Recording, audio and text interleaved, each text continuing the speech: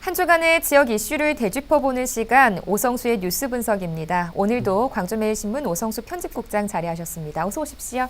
예, 안녕하십니까. 네, 반갑습니다.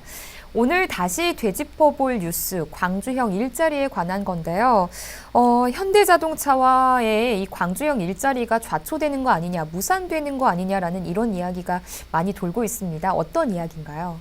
네, 잘 아시는 것처럼 광주시가 광주형 일자리를 통해서 현대자동차가 투자하는 광주공장 신설을 추진 중이잖아요. 네. 이 광주형 일자리의 근간이라고 할 수 있는 게 바로 이 노사민정 대타협입니다. 네네. 노동자와 사용자, 광주시가 대타협을 한다는 것인데 네. 광주 지역 노동계가 이 일자리 사업에 참여하지 않겠다 이렇게 밝히면서 현대차 투자를 통한 광주공장 신설이 좌초될 위기에 처해 있는 상황입니다.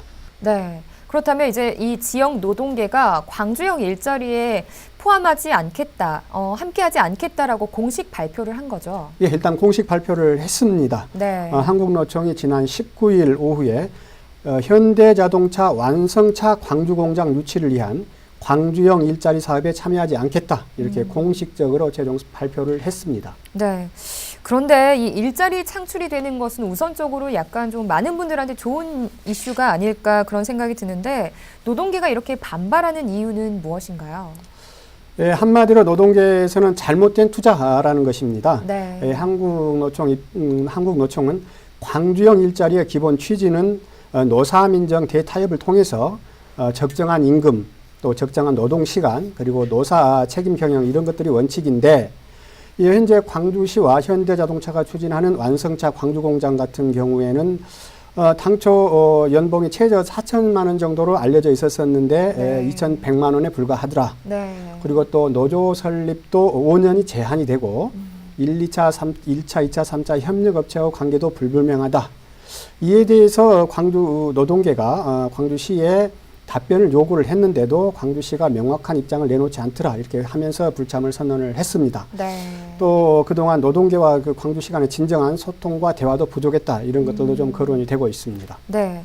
양대 노총인 민노총은 또 이전에 뭐 불참을 선언을 했었죠. 예, 민노총 같은 경우에도 역시 재벌 특혜라 이런 것들을 주장을 하면서 네. 반대를 했습니다. 네.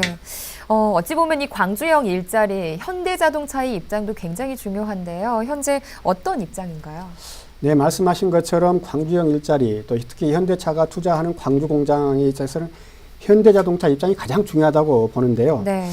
현대자동차도 투자자의 일원으로서 즉 광주 공장에 돈의 한 19% 정도를 투자를 할 예정이었거든요. 네네. 투자자의 일원으로서 광주 지역 노사민정 합의를 전제로 투자를 검토해 왔다. 네. 다시 말해서 노동자와 사용자 또 광주시가 합의를 해서 검토를 해왔는데 노사민정 합의가 안 되면 현실적으로 참여가 어렵다라는 게 공식적인 입장입니다. 네. 한마디로 노동계가 참여하지 않으면 투자하지 않겠다 이렇게 해석이 됩니다. 네.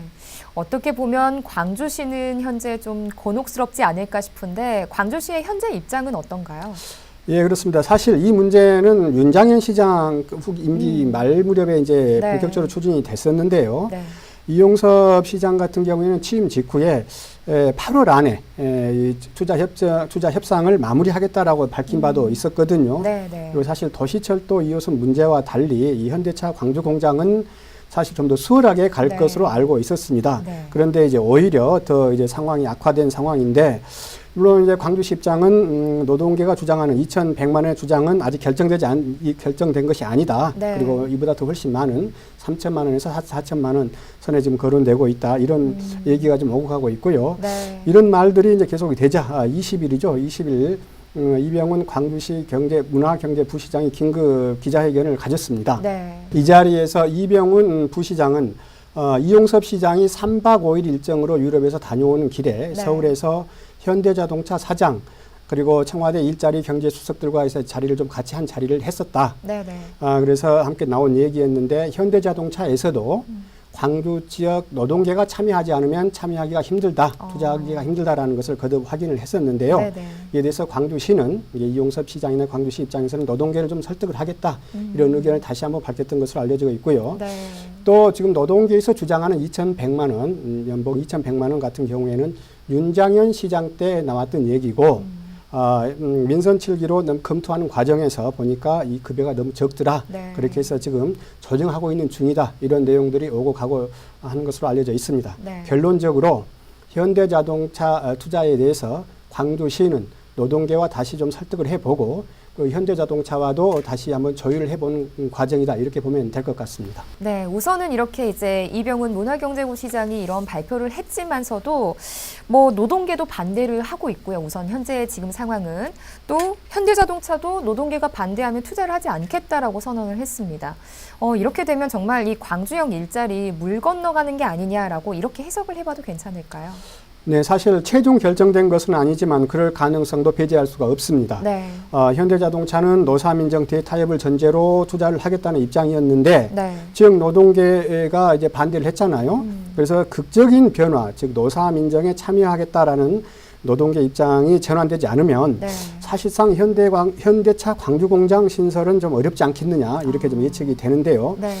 현대차 광주공장의 규모나 또 이것이 광주 지역 경제에 미치는 영향 등을 감안하면 상당한 후폭풍이 예상이 됩니다. 네. 뭐 각각의 이익이 아닌 지역의 이 사회를 미래를 위한 일이라면 좀 어쩌면 좀 허심탄회한 대화와 또 타협이 필요하지 않을까 싶은데 좀 많이 안타깝다라는 이런 생각이 듭니다. 자, 다음 주제에 대해서 이야기 나눠보겠습니다.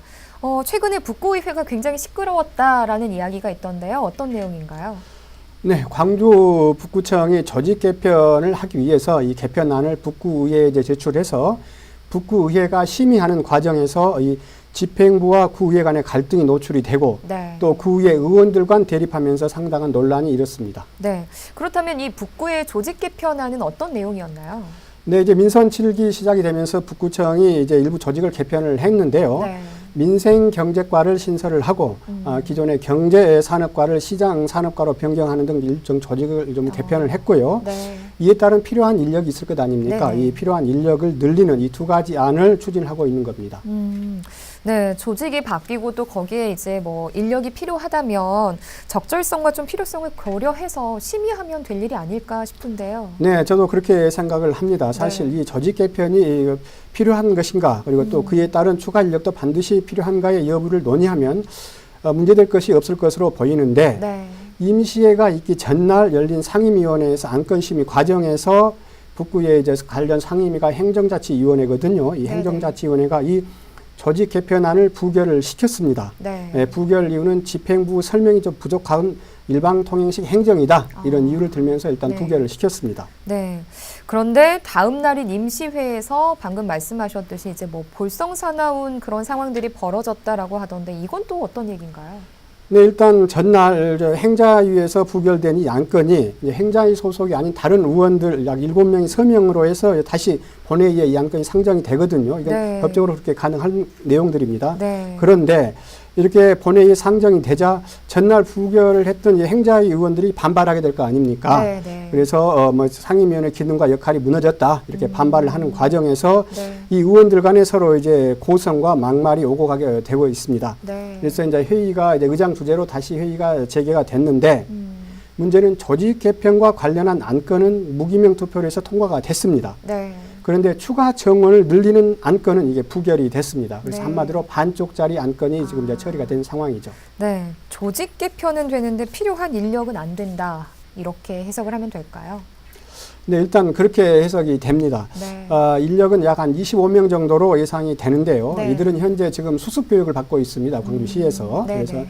이 신규 공무원이 이제 10월부터 이제 10월 중순부터나 이제 배치될 예정이었는데 네. 이제 이 조직 개편이나 이런 인력 정원 조정이 안 돼서 좀 차질이 예상이 됩니다. 네. 그래서 뭐 치매 안심센터 등 신규 조직은 이제 간호사 등의 인력을 배치 못하게 되는 등 이제 공백도 업무 차질도 공백이나 네. 업무 차질도 좀 불가피한 상황입니다. 네. 근데 이번에 이 북구의회 집행부 조직 개편과 관련된 안건이 부결된 원인은 뭔가요? 글쎄요, 뭐 의회가 반드시 집행부의 안건을 또 통과시켜야 하는 것은 아닙니다. 네. 뭐 통과를 뭐 부결시킬 수도 있습니다. 네. 그런데 이번 광주 북구의회의 안건의 부결은 안건 자체가 큰 문제가 있었다 이렇게 보는 것은 아닌데 처리하는 과정에서 또 고성과 막말이 오고 갔고 이런 벌성사나운 형태들이 보였잖아요. 그리고 또 그래서 그러는지 북구의회가 오히려 더 차가운 시선을 얻는 좀 그런 결과만 초래를 했습니다.